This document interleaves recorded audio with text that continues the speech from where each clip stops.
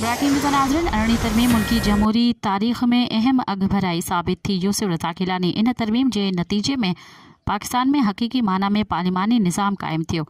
इन तरमीम से वफ़ाक़ से इंतज़ामी ऐं मालियाती इख्तियार सूबनि खे मुंतक़िल थी वियो।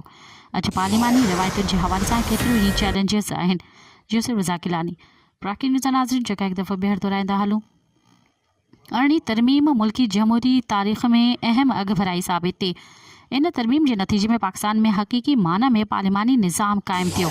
यूसुफ रज़ा गिलानी इन तरमीम से वफ़ाक़ खां इंतज़ामी ऐं मालियाती इख्तियार सूबनि खे मुंतक़िल थी। अॼु पार्लिमानी रिवायतुनि के हवाले से केतिरियूं ई चैलेंजिस आहिनि। यूसुफ रज़ा गिलानी। मज़ीद ख़बरनि ऐं तफ़सीलात लाइ विज़िट कयो असांजी वेबसाइट www.awamiNewsHD.com ऐं ॾिसंदा रहो अवामी न्यूज़ HD।